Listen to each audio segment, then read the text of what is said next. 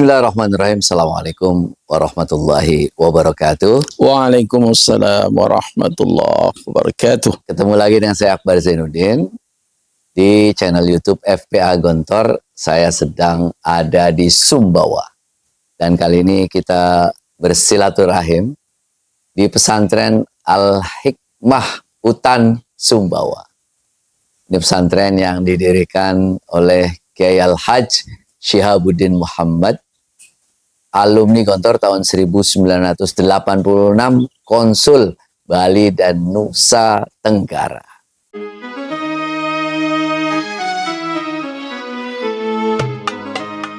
Assalamualaikum Pak Kiai. Waalaikumsalam warahmatullahi wabarakatuh. Alhamdulillah. Alhamdulillah, khair. Alhamdulillah. Menyenangkan sekali ini. Ini berarti saya ketiga kalinya. Ketiga kali, alhamdulillah. Tapi yang resmi hari ini. Saya kesini 3 kali. Dulu itu sedang berkunjung ke pesantren lain, Al-Ikhlas. Al-Ikhlas, lalu kemudian silaturahim ke sini. Yang kedua ke Diamalela. Kedua ke Diamalela, silaturahim lagi ke sini.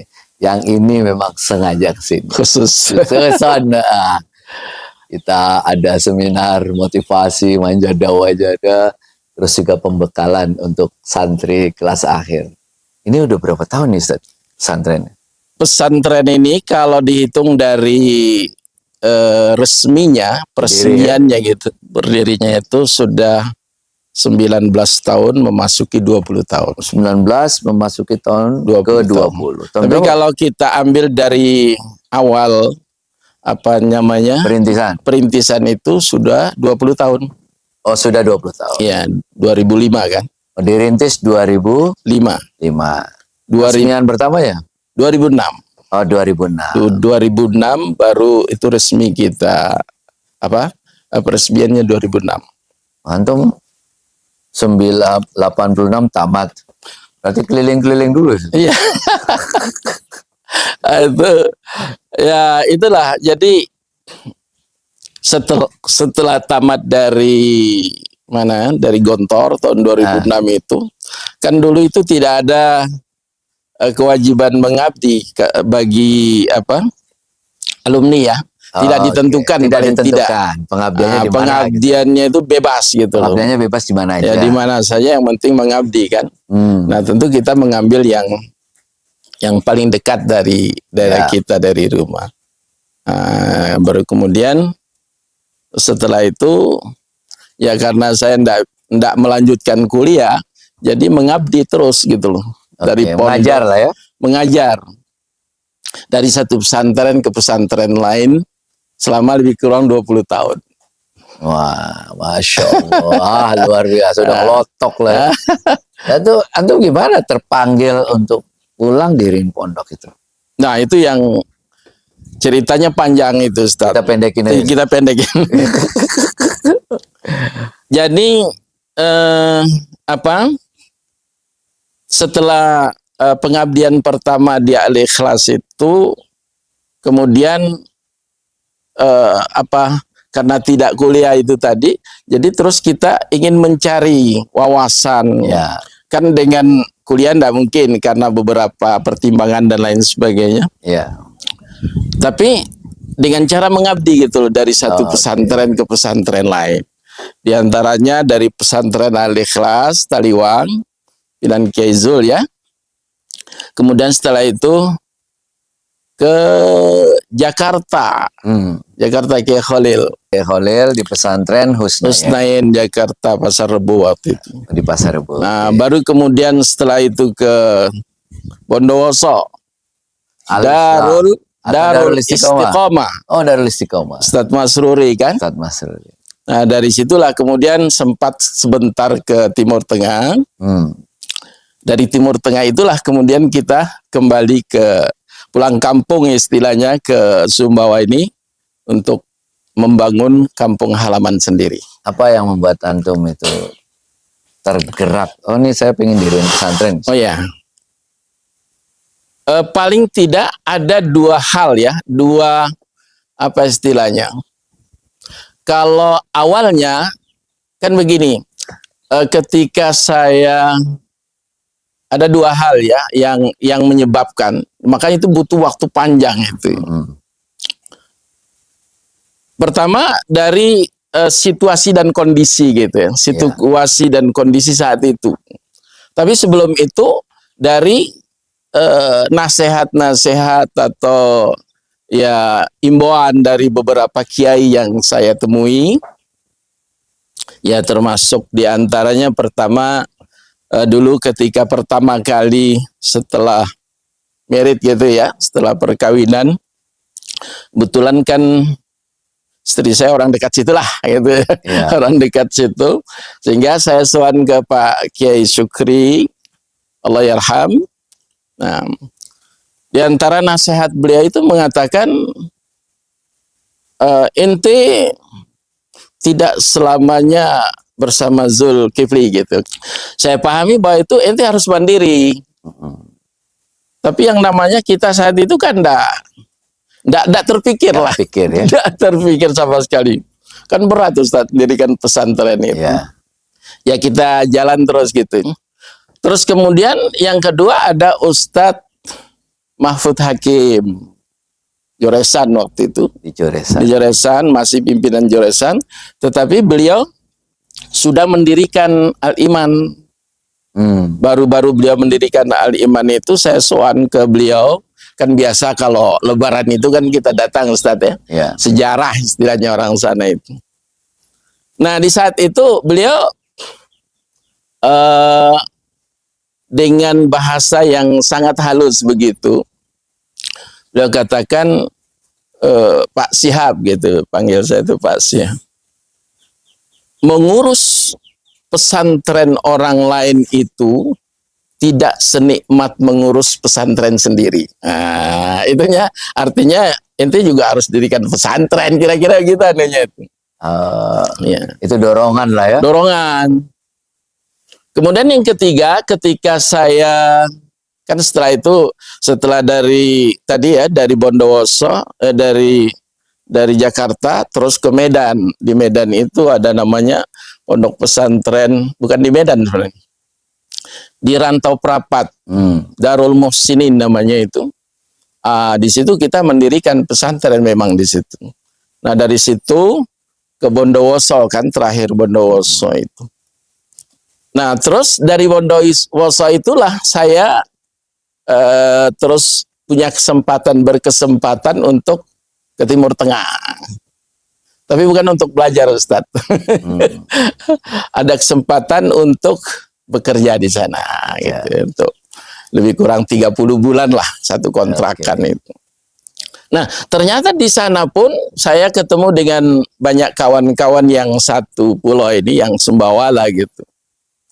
Mereka kaget gitu. Di antara mereka kan ada yang kenal saya. Ustadz kok antum di sini gitu loh.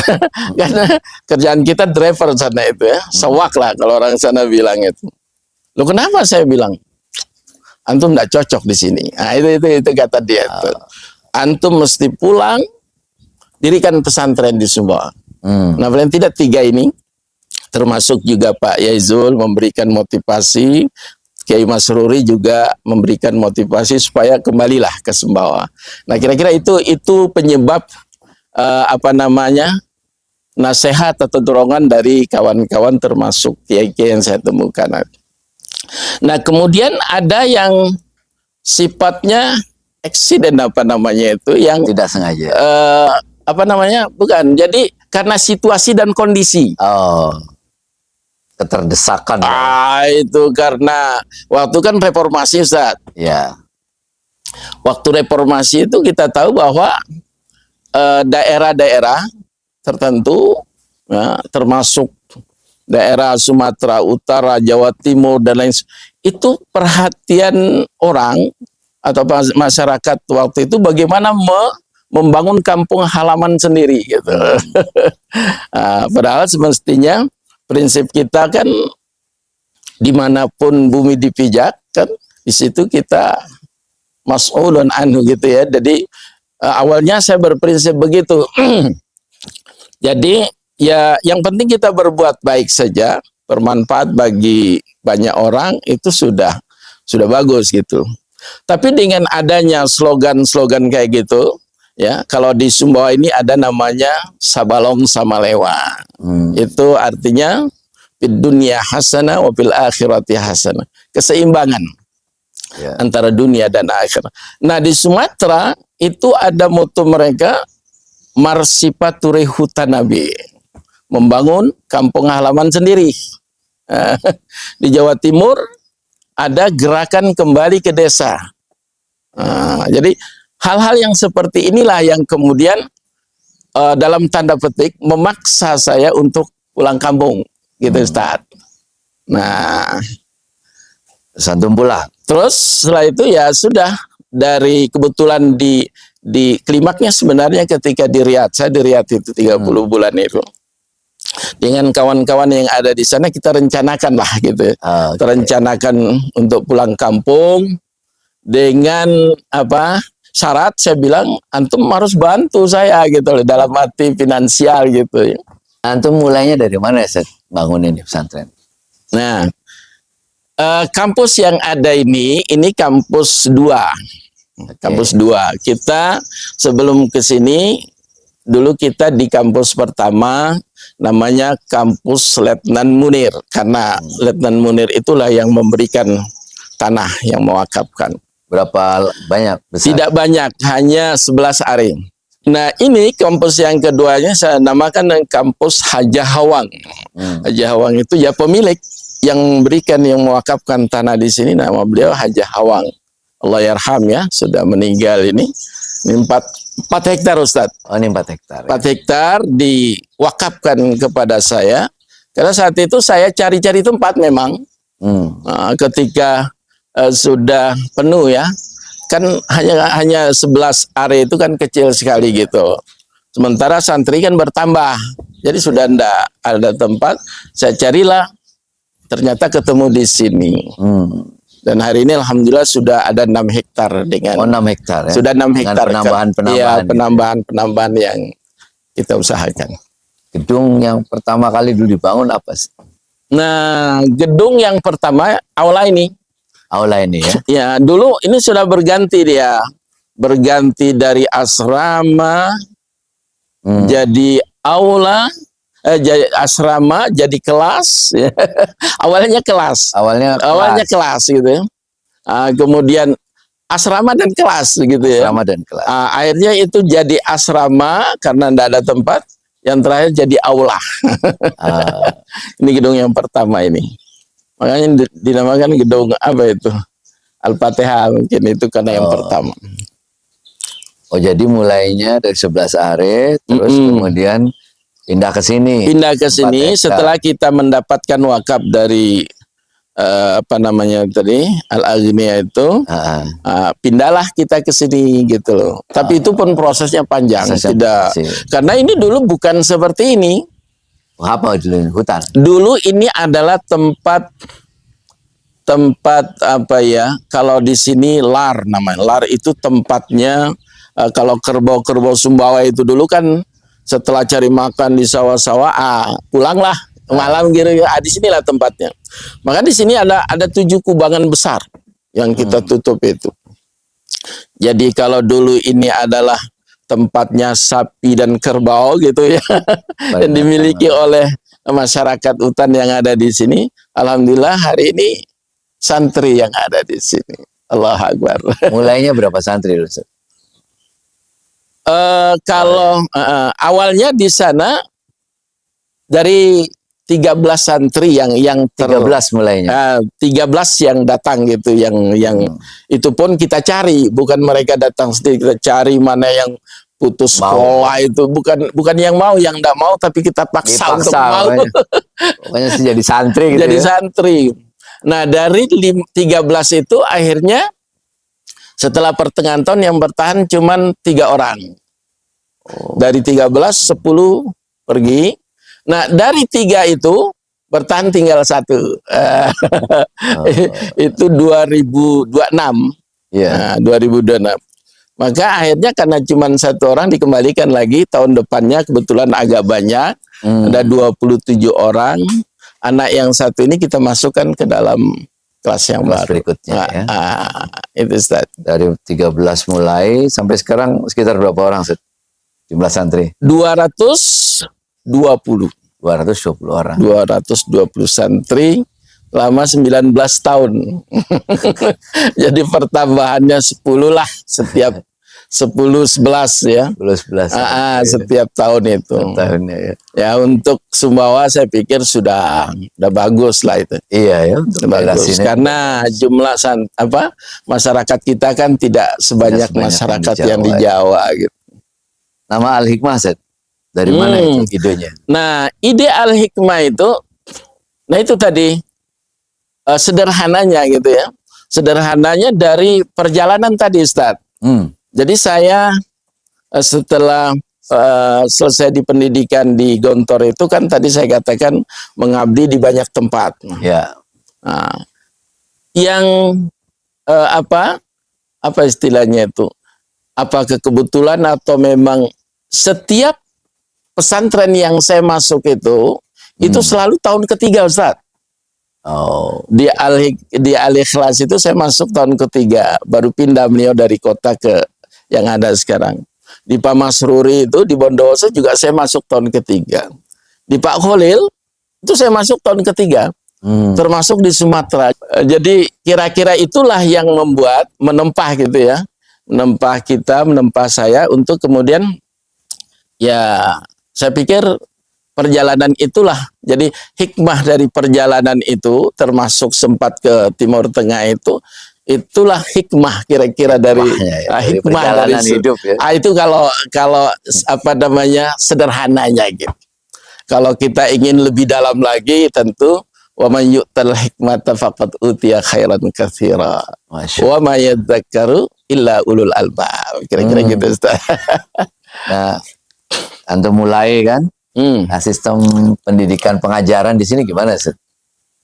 Ya, kebetulan saya hanya punya Gontor ya, hanya tamatan Gontor gitu, tidak meneruskan kemana-mana, hanya berdasarkan pengalaman saja, dan pengalamannya banyak di pondok modern Gontor juga, dari pondok-pondok alumni Gontor. Jadi apa yang kita lakukan di sini, apa yang kita perbuat di pesantren ini ya lebih kurang samalah dengan Gontor, walaupun tentu tidak bisa sama gitu lah ya. Karena beliau Gontor kan tentu lebih hebat lah dari pondok-pondok alumni. Sistem kepengasuhannya berarti sama pada Gontor. Mengacu kepada Gontor. Sama. Apa aja kegiatan mereka berarti? Ya ada kegiatan harian seperti mulai bangun tidur sampai tidur kembali ya seperti Gontor lah. Kemudian ada ekstrakurikulernya, ada pramukanya, ada ekstra tadi, ada kursus-kursus walaupun belum maksimal. Tapi semuanya kita ikhtiarkan supaya itu bisa paling tidak kita ikut apa yang ada di Gontor gitu Ustaz. Ini kan banyak pesantren-pesantren alumni Gontor ya. Apa yang ingin ditonjolkan ya? Kekhasan dari pesantren Al-Hikmah ini. Iya. Kalau secara umum memang kita bahasa ya. Bahasa Arab dan Inggris ya. Sebenarnya sama dengan pondok-pondok lain ya. Ya karena basicnya itu gitu. Ya. Acuannya sama. Jadi saya tidak berani untuk menambah yang lain karena yang itu saja sudah susah. Udah susah kita jalankan gitu loh Ustaz. Ya. Nah, dengan segala macam kegiatan sistem pendidikan seperti itu, profil alumni yang diharapkan seperti apa Ustaz? Ya, jadi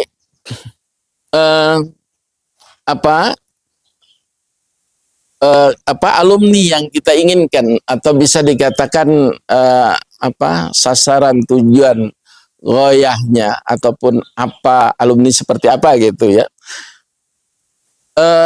Saya kembali kepada sejarah ya. Utan ini namanya Utan Ustaz. Utan, kampung Utan. Iya, Kampung Utan, Kecamatan Utan. Kecamatan ya. Di sana ada alas namanya. Jadi Utan sama alas. Utan ini menurut sejarah yang saya ketahui itu adalah pintu masuk dakwah Islam dulu gitu. Jadi orang-orang yang ada kuburannya di hutan ini, ada satu ulama dari Banten namanya Fakih Ismail, kemudian ada satu ulama namanya Syekh Maulana Ali, itu dari Banjarmasin. Nah, kemudian ada lagi yang dari Makassar, itu Syekh Abdul Karim namanya. Nah, mereka itulah yang awal-awal masuk ke Sumbawa. Jadi hutan ini salah satu pintu masuk dakwah Islam ke Pulau Sumbawa. Nah, sehingga hutan ketika masa kerajaan itu termasuk wilayah yang banyak ulamanya gitu. Ya. Bisa dikatakan sumber ulama itu ada dari hutan, gitu, dari kecamatan kita ini. Nah, yang penting kalau bicara tentang ulama dulu ya, itu mesti hutan. Nah, hari ini hilang itu, Ustaz. Ya. Sudah pudar dan mungkin karena situasi dan kondisi zaman ya. Nah, kehadiran Al-Hikmah ini yang tidak muluk-muluk itu, bagaimana mengembalikan hutan kecamatan kita ini untuk kembali menjadi sumber ulama, paling tidak tempat orang menuntut ilmu untuk menjadi ulama di kemudian hari. Ya. Ulil albab, kira-kira begitu. Ulama yang paham agama tetapi tahu tentang umum lah. Ini berarti lebih dari 10 angkatan ya sudah lulus. 12 angkatan. Sudah 12 angkatan. Itu selama ini kemana aja mereka, kiprah mereka? Sebagian ya ada yang sudah langsung terjun ke masyarakat karena situasi dan kondisi. Ada yang masih melanjutkan studi, diantaranya hari ini yang ada di Malaysia gitu ya, yang ada di Turki, kemudian ada di Mesir, walaupun tidak banyak Ustaz, karena jumlahnya juga tidak banyak. Nah, yang lain-lain ya di sekitar kita ini ada di UIN, Mataram, kemudian di universitas yang ada di Pulau Sumbawa ini. Iya. Berarti sekarang kalau 12 ini angkatan ke-12 atau 12 angkatan? Angkatan 12. Angkatan ke-12. Ke-12. Kalau ke depan nih saja, visi antum ini, pengennya ini, Al-Hikmah ini ke depan pengen menjadi seperti apa? Ya, seperti lembaga-lembaga lain, kan kita tidak cukup hanya dengan apa yang ada. Ya. Nah, kita ingin seperti tadi itu menjadi pusat pusat ulama, melahirkan para ulama. Jadi ketika awal saya mulaikannya dari TPQ, Taman Pendidikan Al-Quran itu, kebetulan saya punya mobil, di mobil itu kita tulis gitu loh, Al-Hikmah or Islamic Center, gitu ya. Artinya itu kita ingin sentral pendidikan agama itu ataupun ilmu agama itu ada di Al-Hikmah. Itu. Maka tidak cukup hanya KMI, tidak cukup hanya SMP Aliyah yang ada sekarang ya. Bahkan itu nanti akan kita tinggalkan kan kalau kita sudah muadalah insyaallah. Haruslah ada ya mungkin dari PAUD-nya, kemudian TK, mungkin ya termasuk SD, dan klimaknya tentu kita ingin ada perguruan tinggi sebagai kelanjutan dari KMI ini. Kalau KMI ini kan masih dasar ya Ustadz ya. Iya betul. Semuanya dasar kan, walaupun ya sudah kita pelajari semua, tapi kan untuk lebih jauh perlu ada perguruan tinggi, harus belajar lagi, dan harus kita siapkan lagi sebuah lembaga yang jenjang yang lebih tinggi untuk mewujudkan cita-cita menjadikan Al-Hikmah sebagai sentral ataupun tempat mendidik para ulama gitu kira-kira. Ulama yang intelek gitu kan, kantor mengatakan demikian. Dan terakhir nih Zat, ini kan mungkin ada banyak juga alumni Al-Hikmah yang melihat video ini. Apa pesan antum buat mereka Zat?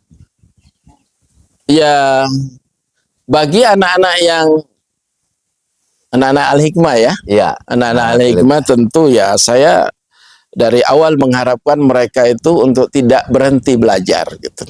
Oke. Tidak berhenti belajar, meneruskan ke jenjang yang lebih tinggi selagi itu mampu dilakukan gitu.